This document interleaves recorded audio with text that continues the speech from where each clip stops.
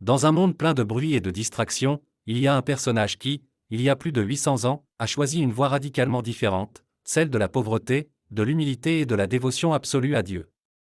Cet homme était saint François d'Assise, l'un des saints les plus vénérés de l'Église catholique, dont la vie continue d'être un phare de lumière et un exemple pour des millions de personnes dans le monde, en particulier pour les jeunes d'aujourd'hui.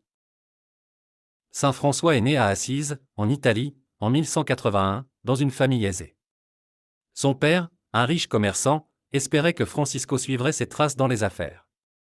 Cependant, le jeune Francisco avait d'autres projets pour sa vie et son chemin ne serait pas facile. Bien qu'il vive dans une famille riche, Francisco ressentait un profond vide dans son cœur, quelque chose que ni la richesse ni le confort ne pouvaient combler. Au début, Francisco menait une vie éblouissante, entourée de luxe, de fêtes et d'une grande admiration de la part de ses amis et de la société. Mais tout change quand, à 25 ans, il subit une expérience mystique au cours d'une série d'événements qui façonneront le reste de sa vie.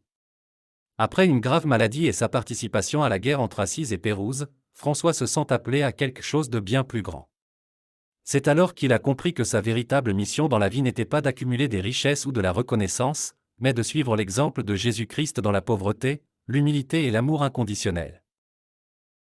François a renoncé à son héritage, a abandonné tout ce qu'il possédait, même ses vêtements, et s'est entièrement consacré à vivre l'Évangile. Il voyait en Christ non seulement un sauveur, mais aussi un exemple vivant d'humilité et de sacrifice.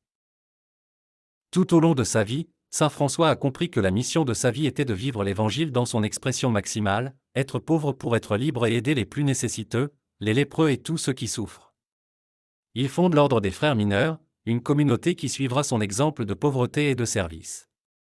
Elle a également fondé l'ordre des Clarisses, destiné aux femmes, et le tiers-ordre franciscain, qui comprenait des laïcs qui voulaient vivre les valeurs franciscaines sans sortir de chez eux.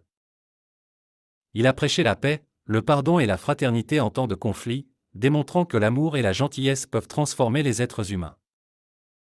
Dans la dernière année de sa vie, saint François reçut les stigmates du Christ, faisant de lui le premier saint connu à recevoir ces marques de la Passion.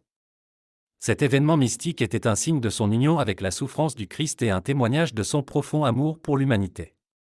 Sur son lit de mort, saint François disait « Rien ne vous dérange, rien ne vous effraie, tout passe, Dieu ne change pas ». Ces paroles, qui expriment une confiance totale en Dieu, sont aujourd'hui une lueur d'espoir pour des millions de personnes. L'héritage de saint François ne s'est pas arrêté à sa mort. Au fil des siècles, sa vision d'une vie dédiée à la pauvreté, au service et à la paix a donné naissance à des communautés qui suivent son exemple à travers le monde. L'ordre franciscain est aujourd'hui présent dans plus de 100 pays, travaillant avec les plus défavorisés, soucieux de l'environnement et promouvant la paix entre les cultures. En temps de guerre, de pauvreté et de division, les disciples de François continuent d'être des ambassadeurs de réconciliation et d'espoir. L'un des aspects les plus puissants du message de saint François est sa relation avec la nature. Il était un grand défenseur de l'environnement, considérant chaque créature comme une sœur ou un frère dans la création de Dieu. Dans un monde confronté à des crises écologiques sans précédent, l'appel de François à vivre en harmonie avec la nature résonne plus fort que jamais. En 1979, le pape Jean-Paul II a proclamé saint François patron des écologistes. Son appel à protéger la Terre reste une source d'inspiration pour les jeunes qui cherchent à faire face au changement climatique et à la destruction de l'environnement. La simple spiritualité de saint François nous rappelle que la paix ne se trouve pas dans le fait d'avoir plus, mais dans le fait d'être plus aimant, plus compatissant, plus conscient. Pour les jeunes en quête de réponse au milieu du bruit du monde moderne, son exemple est un refuge de calme et de sérénité. Tout au long de l'histoire, de nombreux grands dirigeants et penseurs ont été inspirés par la vie de saint François. Du Mahatma Gandhi à Martin Luther King Jr. En passant par Albert Schweitzer et bien d'autres, ils ont vu en François un modèle de leadership basé sur l'amour, la non-violence et le service aux autres. Ces dirigeants, comme saint François, nous rappellent que le véritable changement dans le monde ne commence pas par le pouvoir, mais par l'humilité et le service. Aujourd'hui, San Francisco reste un exemple vivant pour les jeunes qui cherchent à changer le monde. Que ce soit par la solidarité avec les plus démunis, en œuvrant pour la paix ou en défendant l'environnement, sa vie nous montre que nous avons tous un rôle à jouer dans la construction d'un monde meilleur. Comment pouvons-nous suivre leur exemple?